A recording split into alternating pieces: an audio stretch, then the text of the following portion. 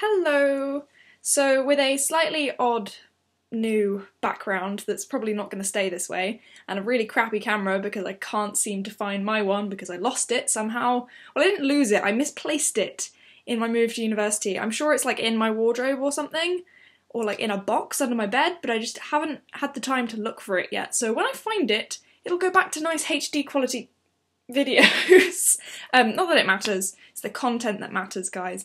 But today I am going to talk to you on this slightly grainy screen about the way that people treat books and how I went from being someone who didn't really care about books when I was very young to being someone who was absolutely adamant that my book would stay exactly the same as it was to when I bought it in the store.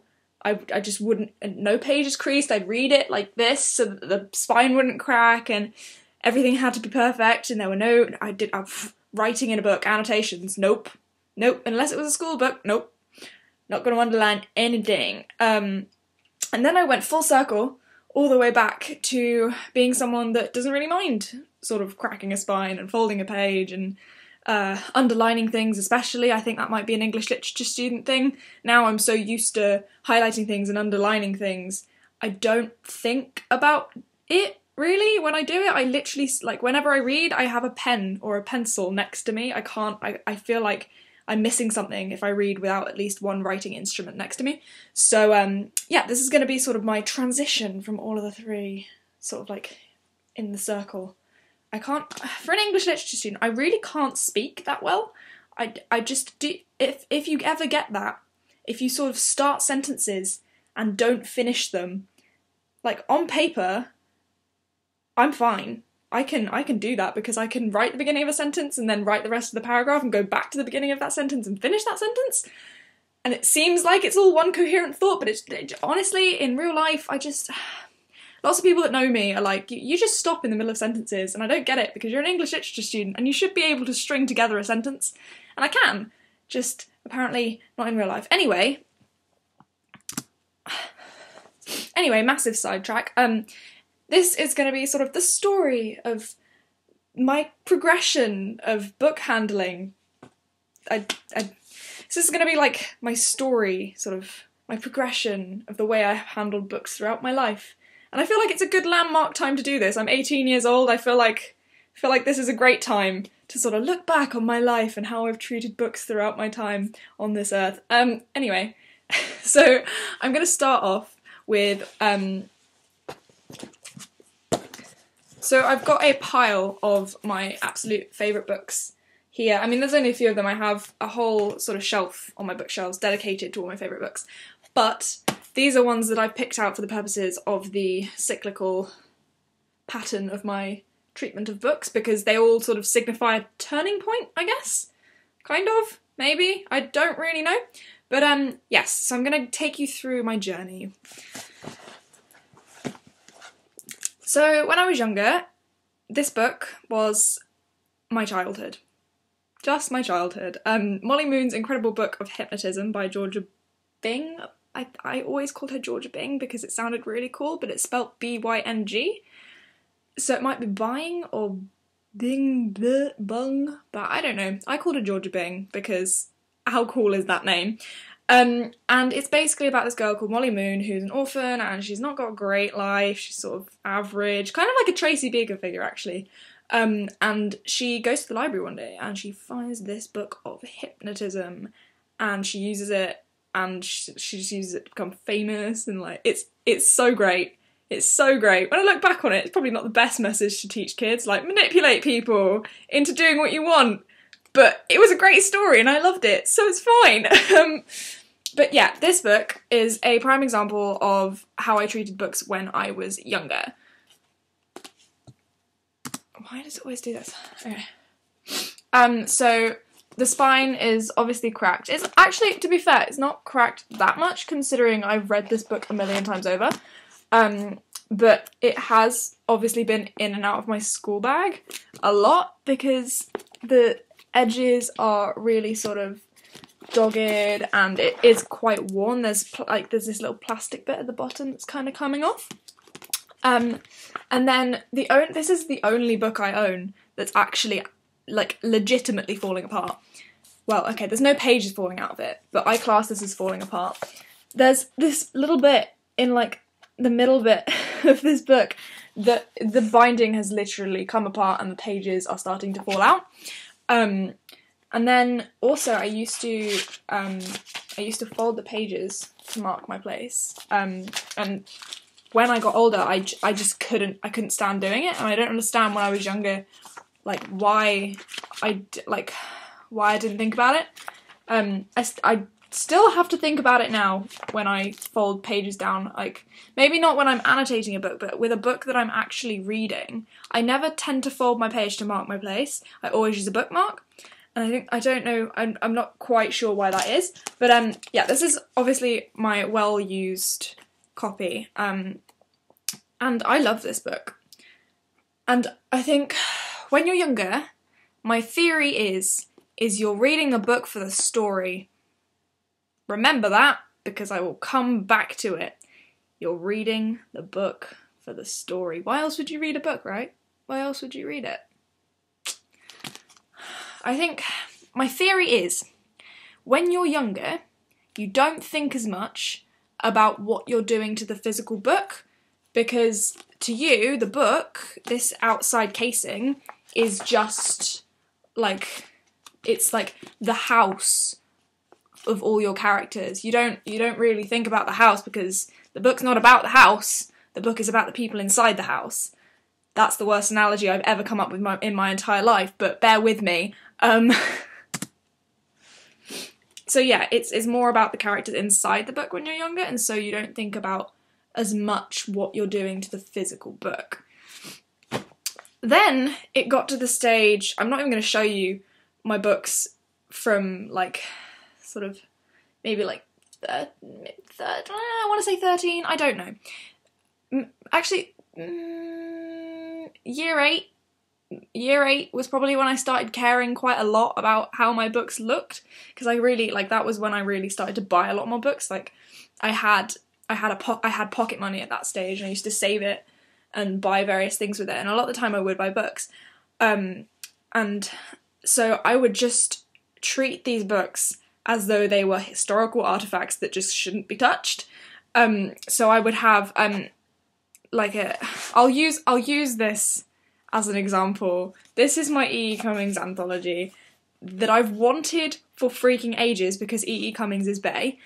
But I've never bought up until like yesterday, and I went to Waterstones and I saw it and I just thought, why the hell not? I never have money in my bank account anymore. What's the difference going to make if I go into my overdraft to buy this one? That was my logic behind it. Perfect student logic right there. I will pay off my overdraft eventually, but until then, I have a beautiful anthology of E.E. Cummings' poetry. Now, this is obviously newly bought, so my books used to look like, all of them would just look exactly like this. This will probably get battered over time, because I will read and reread and reread and just demolish this book until the ends of earth, because I love E.E. Cummings. But that's what a lot of my books used to look like. I wouldn't fold the pages, I couldn't. And literally, during GCSE English, I physically could not fold the pages for my annotations. I couldn't do it. Like, even if we had to fold a piece of paper in half, like in our notebooks from school, like, I just couldn't do it. I used to sit there with my friend Erin next to me, and when the teacher said, right, divide your page in two by folding it in half, we used to just cringe in our seats. We were like, oh my god, we've got to fold a page. And that was a workbook page. That was like seriously. And we had these poetry anthologies. I don't know whether I still have mine, actually. If any of you do OCR English, they have, I don't know whether they still have them, actually. It might be too long from now. But we had these Wilfred Owen poems that we were studying, and we had to flip between the two because we were comparing them. We had Spring Offensive and God knows what the other one was. I can't remember what the other one was. But we had to fold the page in between these two poems. So there was one poem in between. And I just couldn't do it. It physically hurt me to fold that page. So that's where I got to at that stage. And it stayed like that until like mid-year 11, like end of year 11. I didn't really start reverting back to this kind of thing until like maybe like late year 11, early year 12. And this is what I think. I think GCSE year, fine, we were studying books, but we weren't, like, in GCSE year you don't tend to, like, have your own copy, well, in my experience anyway, you don't tend to have your own copy of a book, and you don't tend to properly annotate them, like really get into annotating them. Also, they're usually quite short books anyway. Anyway, so then I started reverting back to sort of being able to fold pages and like underlining things, especially in my books. I never used to write in my books because I just sort of thought that I would ruin them. And then as I got into A-level, you have to annotate more and more, and so writing in books becomes a thing that you just automatically do because that's what you're told to do and you need to do it to prepare to come to the classes. So in year 11, I'll backtrack a little bit. In year 11, or like, I read it in year 10, but I lent it around, like literally everyone I know that kind of likes reading. I've just thrown this book at them, The Perks of Being a Wallflower. I just threw it at them. I was like, you need to read it! And just sort of launched it at them, like, borrow my copy! So this one is actually another one of the, like, I'm not gonna lie, it's not battered at all. But for me, in like year 10, this was getting pretty scraggly. Like the edges of it are like, they're sort of a bit, you know when they go soft, the edges go soft. Oh, the light went really weird just then. The edges go soft because you sort of flicked through the pages a lot. There's still no folded pages because anybody who I said could borrow it, I was like, don't fold the pages, because at that stage, I still didn't like having dog-eared pages. I still don't really like having dog-eared pages unless I'm really studying the book. But that was how I sort of treated my books in like year 11. And then it got to the stage where I discovered these beautiful little coloured sticky things that you can put on the edges of your books, which means that you don't have to dog-ear pages. I mean, it's not so bad, but and then I discovered these beautiful little sticky there's none on the top of that one, sticky little things that you can stick in your books to mark quotes, which are the most gorgeous things in the world. And I started bending the spine again. My copy of The Scarlet Letter is literally... Look at that spine. I'm sorry if this hurts some of you, by the way, because I know that it will, because it used to hurt me. If somebody showed me a spine like that in like year 9 or 10, I would be like, ah, what have you done to it, the poor book? No, why? But now, look how easily it falls open. Look at it. Look how great that is. It's so floppy and great. But yeah, when I read The Scarlet Letter, I was devouring it so much that I got so lost in the story that I didn't even realise I was bending the spine. And I can do it now. It doesn't hurt me at all. Look at that. I'm sorry if any of you this is hurting. But yeah, so I eventually sort of travelled back to bending the spine. I still didn't, however, write in my books. I marked the quotations with these little sticky notes, and I wish I'd underlined them because I have all these sticky notes in there now, and I can't remember which quotation they're for. Annoying. But yeah, so that was that one. And then the progression got further to when I read The Catcher in the Rye. Now, The Catcher in the Rye, this copy still has little stippy, I don't know what that you call these, tabs? Are they tab? I'm going to call them tabs. They've got these little plastic tabs in them. But this is the stage where I just thought, screw it. I'm going to write in my books now and really make them my own. And so, again, spine cracked, fine. But I have, I have entire passages underlined in this book. Like, entire passages. And, there's another one. I mean, I never dream of doing that earlier on in life. wouldn't dream of it ever. And the first thing I did when, I mean, obviously I still didn't dog-ear pages, and I'm still not quite sure why I don't do that. I dog-eared a lot of pages in my copy of can't say it because I can't speak French. Well, I can, but I dog-eared a lot of pages in my copy of Les Liaisons Dangereuses by Leclos when we studied that, but I don't understand how or why. I just automatically dog-eared these pages for some unknown reason. Don't ask me why. And then the final book I have was obviously the one I bought yesterday, my E. Cummings anthology of poetry. And literally the first thing I did, because I sat in Nero all day. If you saw my tweet, I wanted to stand on the table and scream his poetry to the world because I just love him so much. Like, I'd read his poetry before and I have one of his poems on my wall at uni, and it sort of travelled with me from here to uni. But I had never ever had an anthology because I was saving myself for this beautiful thing because it's so gorgeous. Anyway, the first thing I did after buying this book and reading some of it, most of it, pretty much all of it, was I reached for a pen and I underlined stuff. And now I feel like I want to crack the spine and I want this to be used and I want to bend the pages and I want to do all of this because then it'll sit on my bookshelf and people will look at it and think, wow, that book has been seriously loved. That book has like been thumbed through the, ooh, dropping it, sods. That book has like been thumbed through all of the pages loads of times, and it's like, I want people to know how much I adore my books and how much I love reading them and rereading them. So on my shelves, when I see books that I haven't read and they're not battered a little bit, I'm not saying that I want to throw this across the room, rip the pages out and crumple it up and use it as a wreck this journal, because that's not what I'm saying. I'm saying I don't mind anymore if I crack the spine a little bit or underlining things. It doesn't bother me as much as it did in the past because I realised that when I received this book, it is a beautiful little parcel of somebody else's genius.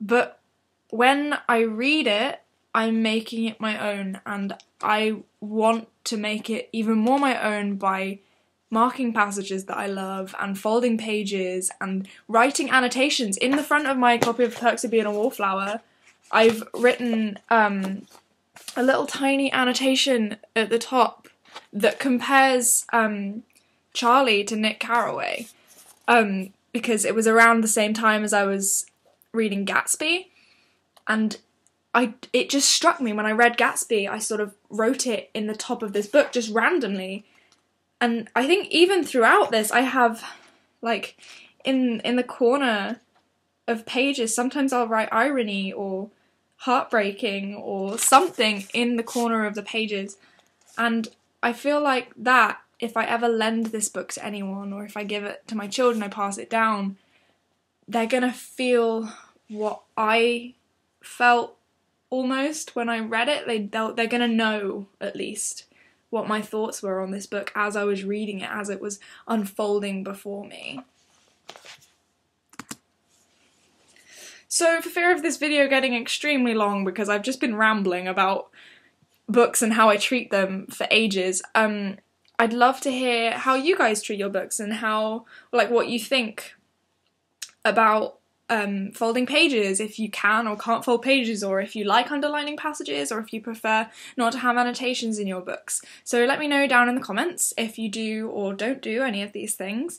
And also, one of my lecturers at university has a talk where he so eloquently sums up pretty much everything I've been trying to say. His name is Matt Haler, and he did a TEDx talk, and it was kind of about ebooks and e-readers, and it's really, really interesting. My friend Charlotte recommended it to me, and I watched it through, and I thought it was really great. He was also the lecturer that gave our lecture on citationality, which is this concept that language isn't actually real, and that, like, it's so postmodern it hurts, But he gave that lecture and I walked out of that lecture like my life has changed completely. I walked out of it and I was like, nothing I say is true. Everything I say is merely a quotation. What is what is life? But yes, on that note, I'll put the links to Matt's TED Talk in the description. I hope you've enjoyed this video, and hopefully I'll find my camera so that the next one isn't so grainy. But yeah, hopefully I'll see you soon. Have a great week, and I will talk to you later. Bye!